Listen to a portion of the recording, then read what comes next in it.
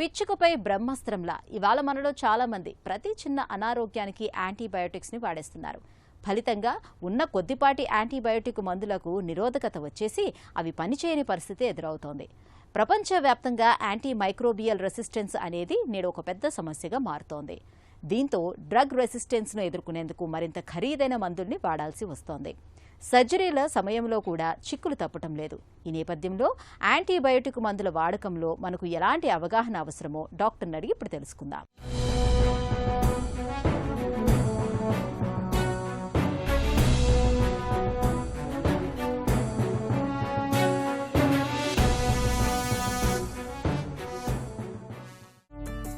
Antimicrobial resistance అంటే ఏంటి?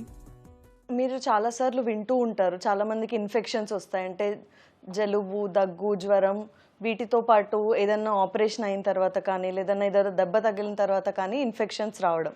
So infections వచ్చినప్పుడు వాటిని మనం ట్రీట్ చేయడానికి యాంటీబయోటిక్స్ అనేవి ఇస్తూ ఉంటాం. సో రకరకాల సూక్ష్మక్రిములు ఉంటాయి, అంటే బ్యాక్టీరియా, ఫంగస్ అలా. సో వీటికి ఒక్కొక్క దానికి ఒక రకమైన యాంటీబయోటిక్ ఇస్తూ ఉంటాం అనమాట. సో ఎప్పుడైతే మనం ఇచ్చే యాంటీబయోటిక్స్కి ఈ సూక్ష్మక్రిములు రెస్పాండ్ అవ్వడం ఆపేస్తాయో దాన్నే మనం యాంటీమైక్రోబియల్ రెసిస్టెన్స్ అంటాం అనమాట.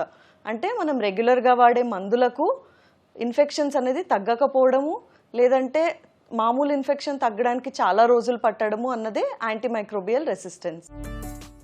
ఏఎంఆర్ పరిస్థితికి ఎలాంటి కారణాలను చెప్పుకోవచ్చు?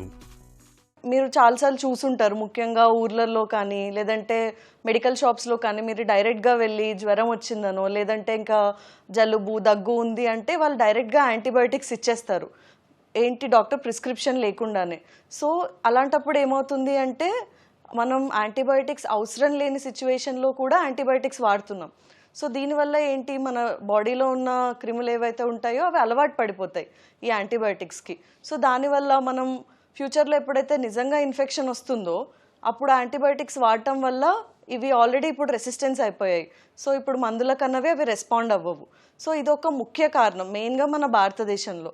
సో అది కాకుండా ఇంకోటి ఏంటి అంటే కొంతమంది జ్వరం వచ్చినప్పుడు యాంటీబయోటిక్స్ ప్రిస్క్రిప్షన్తో తీసుకున్నా కూడా జ్వరం తగ్గిపోయింది లేదంటే దగ్గు తగ్గిపోయింది అని చెప్పేసి వారం రోజులు వాడాల్సిన మందుల్ని 3 రోజుల్లోనో 4 రోజుల్లోనో ఆపేస్తారు.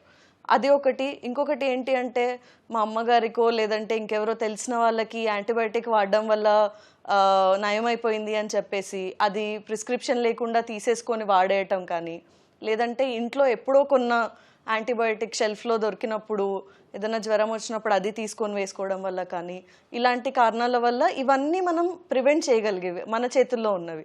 సో అవి కాకుండా ఈ మధ్యకాలంలో వేరే కారణాలు ఎలా ఉన్నాయి అంటే పౌల్ట్రీ ఇండస్ట్రీలో, అంటే హెన్స్కి కానీ లేదంటే ఆవులకు కానీ ఏమైనా చిన్న ప్రాబ్లమ్స్ వచ్చినప్పుడు లేదంటే వాటి ప్రొడక్షన్ ఇంక్రీజ్ చేయడం కోసం కూడా ఈ యాంటీబయాటిక్స్ ఇస్తున్నారు. సో అవి ఏంటి అంటే మిల్క్లో రావడం వల్ల మనం తెలియకుండా అవి తీసుకోవడం వల్ల కూడా ఇలా అవుతుంది. ఇంకా కొన్ని కారణాలు వచ్చేసి ఫార్మస్యూటికల్ ఇండస్ట్రీస్. సో ప్రొడక్షన్ అయిపోయిన తర్వాత వాళ్ళ వేస్ట్ ఏదైతే ఉందో అది వాటర్లో కలిసిపోతుంది. సో దాంట్లో కూడా కొన్ని యాంటీబయాటిక్ రెసిడ్యూస్ ఉండడం వల్ల అవి అలాంటి కంటామినేటెడ్ వాటర్ కనుక ఒకవేళ మనం తీసుకున్నట్లయితే సో అక్కడి నుంచి కూడా ఈ యాంటీబయాటిక్ రెసిస్టెన్స్ అన్నది వస్తుందన్నమాట. యాంటీమైక్రోబియల్ రెసిస్టెన్స్ అనేది ఎందుకు ప్రమాదకరం? మామూలుగా ఏంటంటే ఏదైనా ఇన్ఫెక్షన్ వచ్చినప్పుడు ఒక యాంటీబయాటిక్, ఇప్పుడు వరల్డ్ హెల్త్ ఆర్గనైజేషన్ నుంచి, మన గవర్నమెంట్ ఆఫ్ ఇండియా నుంచి ఏదైనా ఇన్ఫెక్షన్ వచ్చినప్పుడు సపోజ్ టైఫాయిడ్ వస్తే ఒక పర్టికులర్ యాంటీబయాటిక్ వాడాలి, లేదంటే మలేరియా వస్తే ఒక రకమైనది వాడాలి అని ఆల్రెడీ ప్రోటోకాల్స్ ఉన్నాయన్నమాట. సో ఇప్పుడు ఏమవుతుందంటే మీరు మెడికల్ షాప్స్ నుంచి తీసుకోవడం వల్ల కానీ లేదంటే ప్రిస్క్రిప్షన్ లేకుండా కానీ మెడికేషన్స్ యూజ్ చేసినప్పుడు ఏమవుతుందంటే మీరు ఒక జబ్బుకి వాడాల్సిన యాంటీబయాటిక్ కన్నా దానికన్నా స్ట్రాంగ్ యాంటీబయాటిక్ వాడతారు. సో ఫ్యూచర్లో అలాగే యూజ్ చేయడం వల్ల చాలామంది ఏమవుతుందంటే ఈ నార్మల్ యాంటీబయాటిక్స్ కన్నది రెసిస్టెన్స్ వచ్చేస్తుంది. సో అప్పుడు ఏంటి అంటే చిన్న ఇన్ఫెక్షన్ ట్రీట్ చేయడానికి కూడా కొత్త యాంటీబయాటిక్స్ లేదంటే చాలా కాస్ట్లీ యాంటీబయాటిక్స్ యూజ్ చేయాల్సిన అవసరం వచ్చే పరిస్థితి ఉంది. ఇప్పుడు ఏమవుతుందంటే నార్మల్ యాంటీబయాటిక్స్కి రెస్పాండ్ రాకపోవడం వల్ల మనం కాస్ట్లీయర్ యాంటీబయాటిక్స్ వాడాల్సి వస్తుంది. సో వీటి వల్ల ఏంటి అంటే ప్రతి పేషెంట్కి కాస్ట్ పర్ ట్రీట్మెంట్, అంటే ఒక జ్వరం వచ్చినా ఏదన్నా వచ్చినా ముందు పడే ట్రీట్మెంట్ కాస్ట్ కన్నా ఇప్పుడు ట్రీట్మెంట్ అనేది డే బై డే ఇంక్రీజ్ అవుతుంది.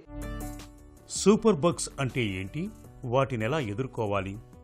ఈ సూపర్ బగ్స్ అంటే ఏంటి అంటే హాస్పిటల్స్లో మనకు మెడికల్ సెక్టర్లో ఉన్న యాంటీబయాటిక్స్కి యాంటీఫంగల్స్కి ఏవైతే రెసిస్టెంట్ అయిపోయి మనం ట్రీట్మెంట్ ఇచ్చినా అవి రెస్పాండ్ అవ్వకుండా అయిపోతాయో అవే సూపర్ బగ్స్ అంటారనమాట. సో ఈ సూపర్ బగ్స్ అన్నవి మనకు కొంచెం ఇమ్యూనిటీ తగ్గినా లేదంటే మనం ఏదన్నా ఆపరేషన్ తర్వాత మనకు ఎప్పుడైతే ఇమ్యూనిటీ లో ఉంటుందో అప్పుడు మన బాడీని అఫెక్ట్ చేసే ఛాన్సెస్ అన్నవి చాలా ఎక్కువ ఉంటాయి అన్నమాట. యాంటీమైక్రోబియల్ రెసిస్టెన్స్ని నివారించటం ఎలా? యాంటీమైక్రోబియల్ రెసిస్టెన్స్ అన్నది ఒక సైలెంట్ పాండమిక్ అనమాట. అంటే మీకు తెలియకుండానే మీకు పెరిగే ప్రమాదం ఇది. సో దీనికి మనం అందరం బాధ్యతగా వహించడం చాలా ఇంపార్టెంట్. ఇప్పుడు వారోత్సవాలు ఉన్నాయి వరల్డ్ హెల్త్ ఆర్గనైజేషన్ నుంచి. సో వాళ్ళు ఏం చెప్పారంటే ఈరోజు act today and secure the future అని చెప్పారు. సో దీనికి మనం చేయాల్సినది ఏంటి యాజ్ ఇండివిజువల్స్ అంటే, సో ఫస్ట్ థింగ్ యాంటీబయాటిక్ అన్నది ఓన్లీ ప్రిస్క్రిప్షన్తోనే తీసుకోవాలి. మెడికల్ షాప్స్కి వెళ్ళి తీసుకోవడం కానీ లేదంటే ఇంట్లో ఎవరన్నా వాడారని మనం కూడా అలాంటి యాంటీబయాటిక్ వాడడం అన్నది అసలు చేయకూడదు. ఇంకోటి ఏంటంటే డాక్టర్ ప్రిస్క్రైబ్ చేసిన డోస్ ఏదైతే ఉందో ఆ డోస్ కంపల్సరీ ఫాలో అవ్వాలి అండ్ ఎన్ని రోజులు చెప్పారో అన్ని రోజులు వాడాలి. మధ్యలో ఆపేయడం కానీ లేదంటే మధ్యలో గ్యాప్ ఇచ్చి మళ్ళీ వేసుకోవడం కానీ ఇలాంటివి చేయకూడదు అనమాట. సో ఇప్పుడు మనం జనరల్గా ఏదైనా ప్రాబ్లం వచ్చిందని మెడికల్ షాప్కి వెళ్ళినప్పుడు మనకు వాళ్ళు ఒక టాబ్లెట్ షీట్ ఇస్తారు. సో ఈ టాబ్లెట్ షీట్ ఇచ్చినప్పుడు ఏంటి అంటే మనం చాలా జాగ్రత్తగా ఉండాలి. దానిపైన ఒక రెడ్ కలర్ లైన్ ఉంటుంది. సో ఇదేంటంటే గవర్నమెంట్ ఆఫ్ ఇండియా మ్యాండేటరీగా చేసిన ఒక రెడ్ లైన్ అనమాట. ఇవన్నీ ఏంటి అంటే ఏవైతే రెడ్ లైన్ ఉన్నాయో అవి కేవలం ప్రిస్క్రిప్షన్ అంటే ఒక డాక్టర్ని కన్సల్ట్ అయ్యి కన్ఫర్మ్ చేసుకున్న తర్వాతనే వాడాల్సిన మెడికేషన్. సో మనం ఇంతసేపు మాట్లాడుతున్న యాంటీబయాటిక్స్ ఏవైతే ఉన్నాయో ఇవన్నీ ఈ రెడ్ లైన్ మెడికేషన్స్లోకి వస్తాయి అన్నమాట.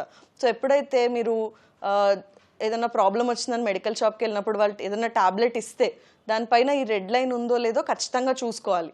అండ్ ఈ రెడ్ లైన్ ఉన్నట్టయితే ఆ టాబ్లెట్ ఏదైతే ఉందో అది కేవలం డాక్టర్ని కన్సల్ట్ అయ్యి మీకున్న ప్రాబ్లంకి అది అవసరం ఉంది అంటేనే అప్పుడు స్టార్ట్ చేయాలి. యాంటీబయోటిక్ మందుల వాడకంలో మనకు విచక్షణ అవసరం. డాక్టర్ సలహా లేకుండా వాటిని ఎడాపెడా వాడకూడదు. ఇవాళ చాలా రకాల జబ్బులకు టీకాలు అందుబాటులో ఉన్నాయి. ఈ టీకాల్ని తీసుకుంటే యాంటీబయోటిక్ మందుల వాడకాన్ని చాలా వరకు తగ్గించుకోవచ్చు.